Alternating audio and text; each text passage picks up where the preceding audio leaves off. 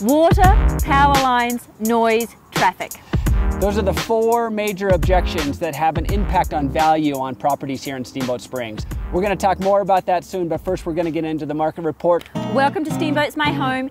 This is our July market report, reporting on May for 2018. This is Charlie Dresen, best of the boat, 4 years running. Well, in the best of the boat, 4 years running. 2017 top producing individual agent at Steamboat Sotheby's. I'm Leah Dean, I'm the sidekick. $70.1 million in gross volume transactions for May 2018. That's down 1.9% from a year ago.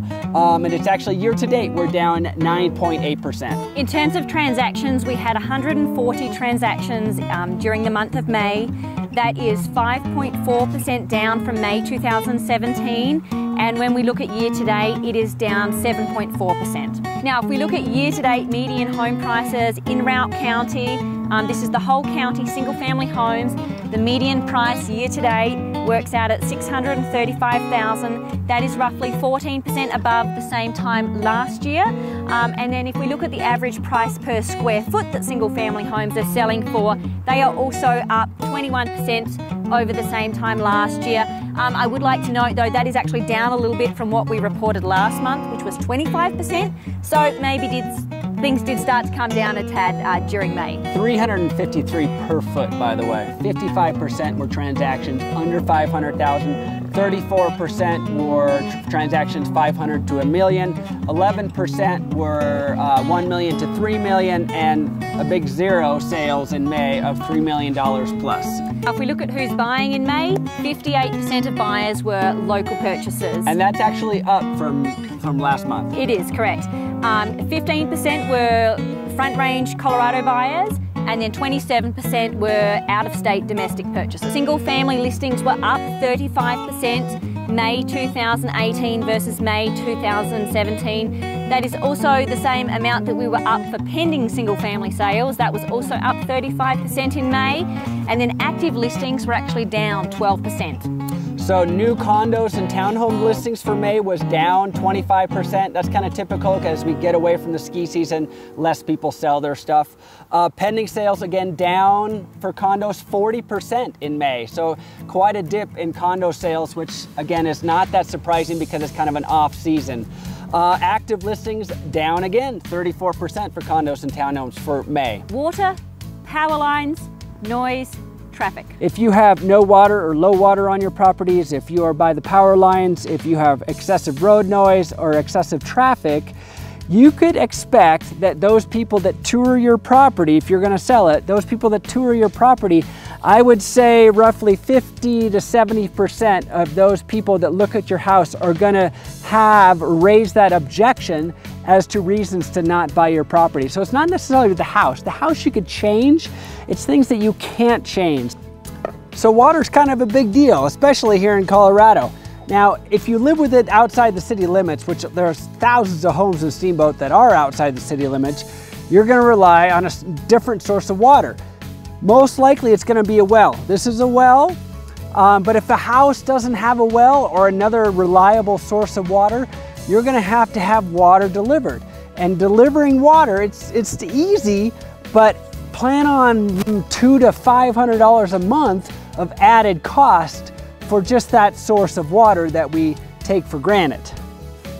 So if your property doesn't have reliable water, it's very likely that when you go to sell it, there's going to be some buyers that are going to object to it because it doesn't have a reliable source of water.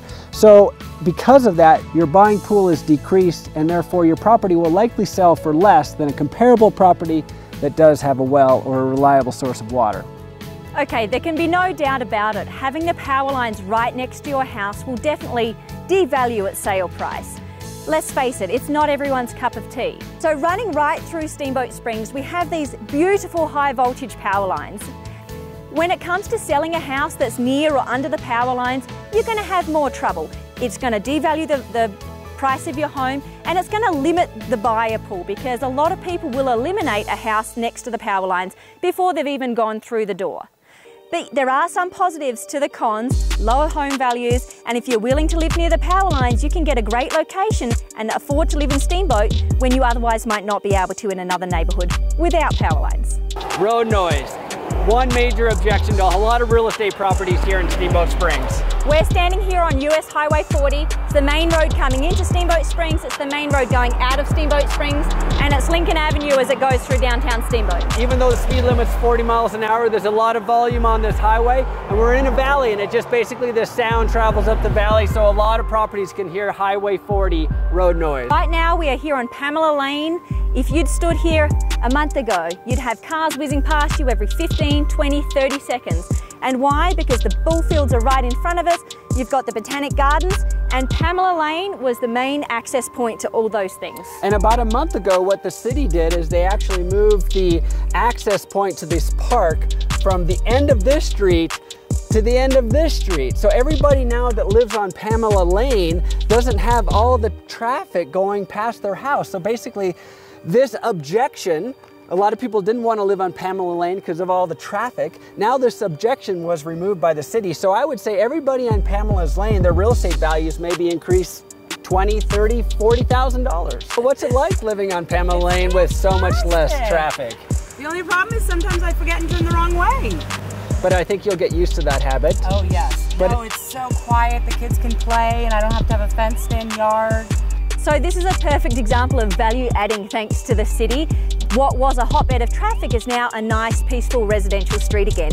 Thanks for tuning in to our monthly video vlog and market report. I'm Charlie Dresen. If you have any real estate questions or real estate needs, please call me at 970-846-6435. And I actually do answer my phone all the time. Send me a text or email. I'd like to give a big shout out to Land Title Guarantee Company, the Steamboat Springs Board of Realtors, and Kay Schiller for their fun statistics. And also I would like to point out that Charlie's revamped website, SteamboatsMyHome.com, is up and running. So if you haven't looked at it already, check it out. It's really fun. Also, if you want to take a look at last month's video blogs, click on the corners, and we would love for you to subscribe to this YouTube channel or give us a thumbs up. Please call us with questions. Thanks again. Have a good day.